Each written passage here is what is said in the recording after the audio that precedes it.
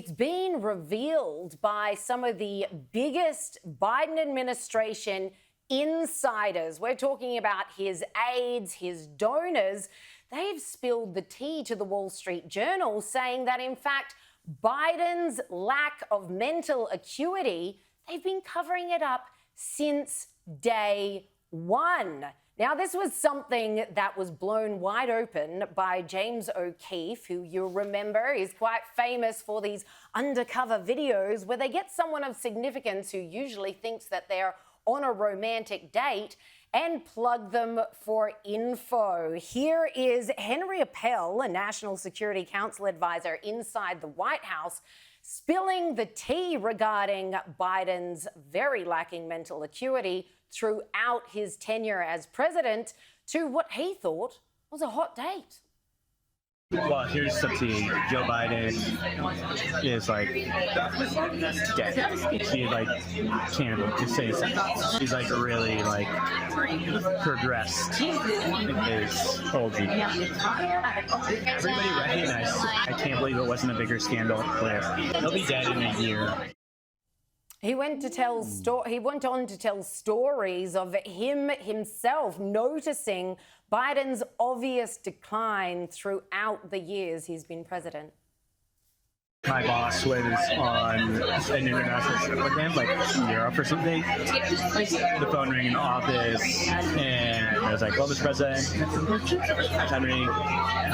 He was like, "He's safe there." He's like, "No, he's traveling with you. He's on the same trip that you are." And this was clearly an ongoing problem. A couple weeks ago, I was the last one in the office, and a call from my boss. And so I picked the phone and said, "Hello, Mr. President, Henry on Jake's phone. He's left for the day, but I can try to get him on the line for you." And he asked me some questions. I was like, "I don't know, let me get the track him down, and I'll call his Secret Service detail." It's I'll try his unclassified phone. Then 10 seconds later, same. I picked it up again. I was like, "Hi again, it's Henry." He was like, "Is Jake there?" I was like, "No, you called the same office."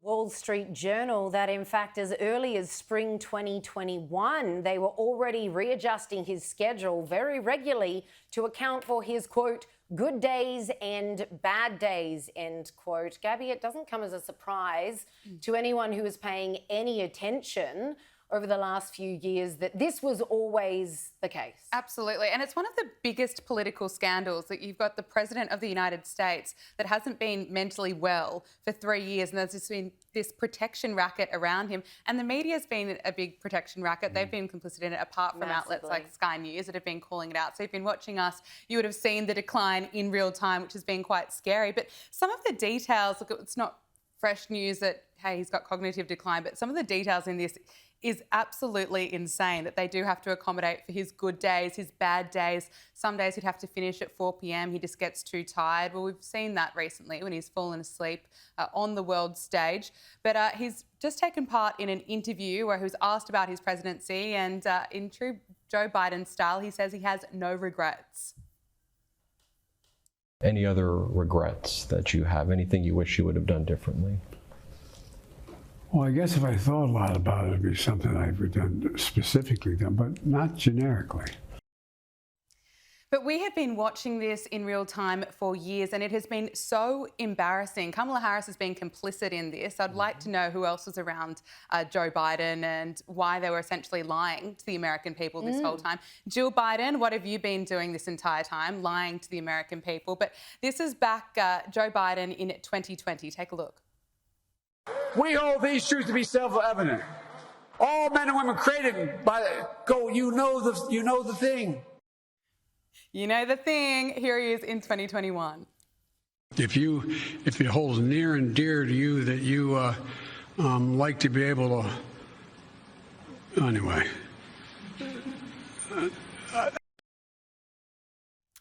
And here he is in 2022. America is a nation that can be defined in a single word. I was going to put him.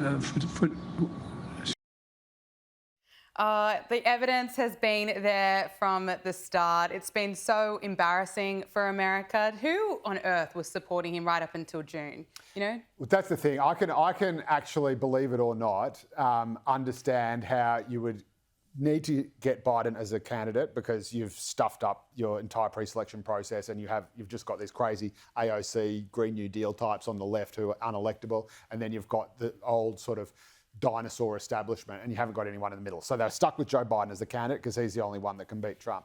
Then it's day one in the White House and you realise, holy crap, this guy really does have dementia.